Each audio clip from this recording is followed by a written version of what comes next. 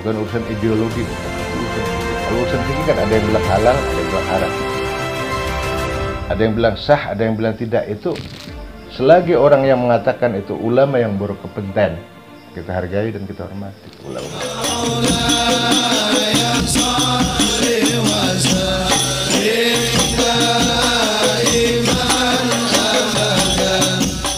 Jadi ulama sepakat bahwa tawasul kepada Rasulullah SAW itu boleh.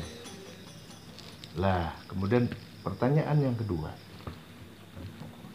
apakah tawasul kepada junjungan Nabi besar Muhammad Sallallahu Alaihi Wasallam, tawasul kepada Allah ketika beliau masih hidup atau boleh setelah beliau wafat? Nah, ini urusan amrun mukhtalafun, sesuatu yang diperselisihkan.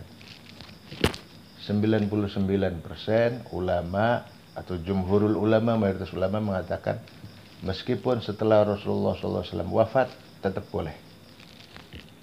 Tetap boleh. Karena kita yakin semua umatnya Nabi Muhammad meskipun Rasulullah itu sudah wafat, tapi beliau hidup di alam yang barzah, yang lebih hidup, lebih nikmat, lebih dekat kepada Allah Subhanahu wa taala dan penuh dengan rahmat dari Allah Subhanahu wa taala. Kita yakin semuanya. Nah, namun ada seorang ulama yang bernama Syekhul Islam Ibnu Taimiyah rahimahullahu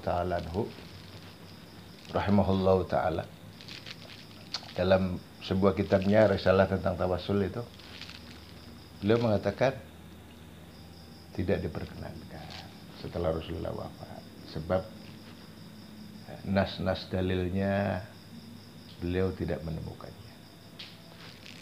Namun meskipun begitu, kata beliau, tawassul setelah Rasulullah wafat itu yang baik, kata beliau dalam kitabnya, itu bertawassul dengan mahabbah, cinta kita kepada Rasulullah dan iman kita kepada Rasulullah. Sehingga bisa dikatakan begini, ya Allah, aku bertawassul kepadamu dengan keimananku kepada beliau Rasulullah SAW sebagai utusanmu, supaya engkau kabulkan doa kami. Itu kata beliau bagus-bagus saja, boleh. Atau ya Allah, aku bertawassul kepadamu dengan keimananku kepadamu dan kepada Rasulullah SAW bahwa beliau adalah sebagai utusanmu. Jadi bertawassul dengan keimanan. Yang kedua, bertawassul dengan mahabbah. Yang notabene mahabbah dan iman ini nyambung kepada Rasulullah Sallallahu Alaihi Wasallam. Di situ kata beliau boleh, nggak ada khilaf kata beliau, boleh.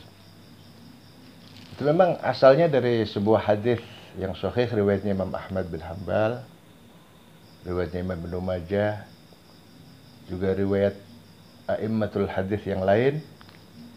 Dan hadisnya sahabat Sayyidina Utsman ibn Hanif radhiyallahu anhu, Utsman bin Hanif radhiyallahu anhu, di mana ada seorang yang buta matanya, ceritanya datang ke Rasulullah, terus diajarkan sama Rasulullah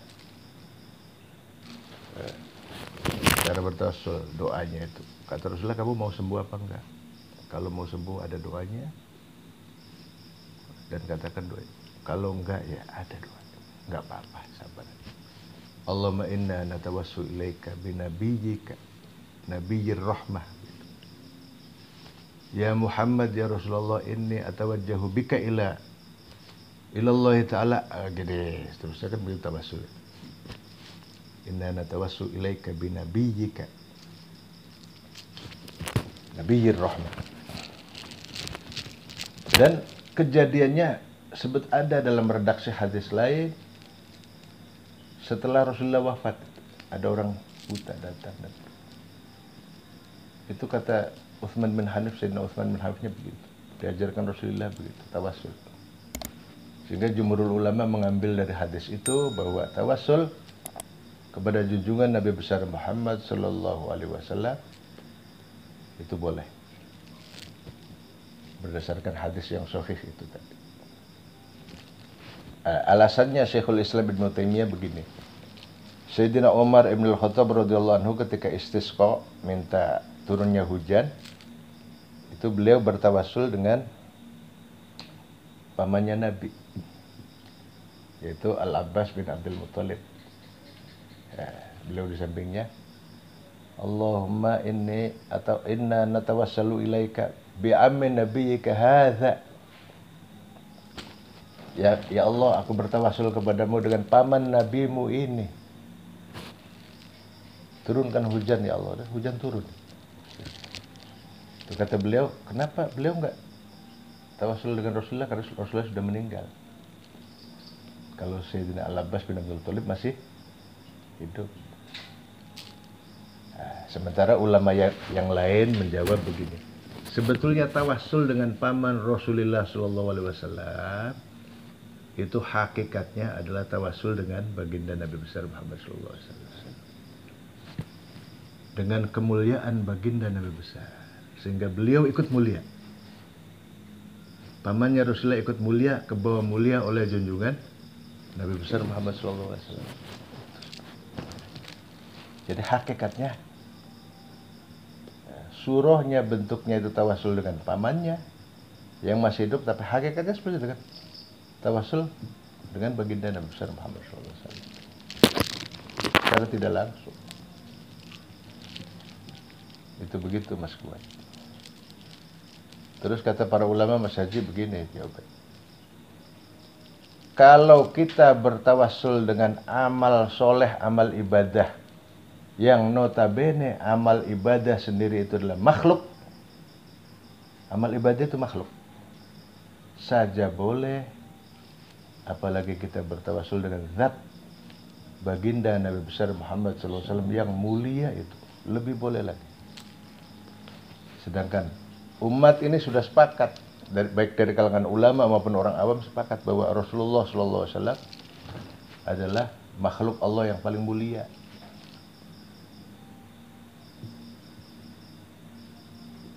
Dan notabene amal ibadah semua itu makhluk. Mohon maaf ya. Mas Haji Kuat kan pernah haji ya.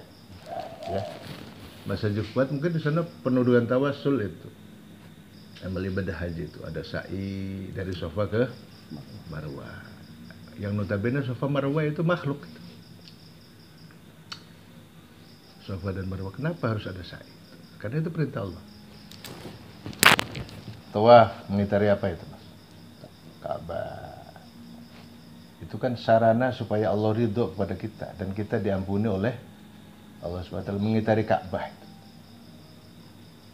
Yang notabene Ka'bah itu adalah makhluk Allah Subhanahu wa ta'ala. Itu tawassul wasilah itu. Wasilah dengan benda mati, Ka'bah. Loh kenapa Ka'bah? Karena itu kiblat, dimuliakan oleh Allah.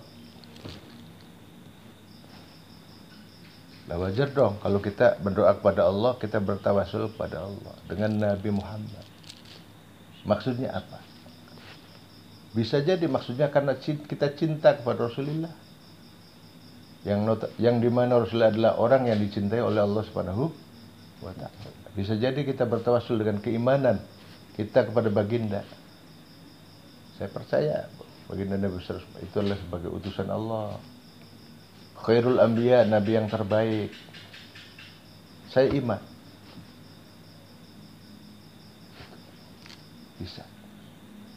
Bisa juga bertawassul dengan zatnya Nabi Muhammad SAW, zat beliau. Dengan sosok beliau, jasmani ruhaninya yang mulia dan dimuliakan oleh Allah. Karena zatnya mulia, berarti tawassul dengan kemuliaan Nabi besar Muhammad SAW. Tawassul kepada amal soleh sendiri adalah tawassul dengan makhluk Allah Subhanahu wa ta'ala. Itu saya kira ulasan singkatnya begitu, Mas Haji Kuat. Dan jumhurul ulama, mayoritas ulama berpendapat, jumhurul ulama ini kalau kita teliti di kitab-kitab ya, ulama salaf, itu 99% berpendapat bahwa tawasul dengan zatnya baginda Nabi besar Muhammad SAW, meskipun beliau sudah wafat, itu boleh dan bagus-bagus, baik-baik. Bahkan ada tawasul bertabaruk dengan ziarah kubur. Kita ziarah kubur, yang kita ziarah itu orang-orang soleh, ulama, para aulia, orang-orang soleh. Kita ziarah kubur, tabaruk, dan kita berdoa kepada Allah, minta sama Allah. Itu juga sebenarnya sarana tawasul. Ada seorang pakar hadis, Al-Hafidh, itu beliau murid, kalau nggak salah muridnya Imam Bukhari, Al-Hafidh Syamsuddin Al-Jazari, pakar Quran juga pakar hadis, ulama besar, sangat Ahlussunnah wal Jamaah, mengatakan bahwa kuburus sholihin mawdi'un yustajabu fiha du'a. Kuburan orang-orang soleh adalah satu tempat di mana doa mudah diijabahi di situ. Kenapa? Karena raudhatun min riyadil jannah, taman surga. Taman surga. Tentu kalau di taman surga kan dekat dengan rahmat Allah Subhanahu. Kenapa kok doa di pinggir Ka'bah itu mudah diijabah? Di Masjidil Haram mudah diijabahi. Ketika haji, umroh, ke tawaf, sa'i, berdoa mudah diijabahi. Karena di situ mahbatur rahmah, tempat turunnya rahmat Allah yang terbesar di dunia itu.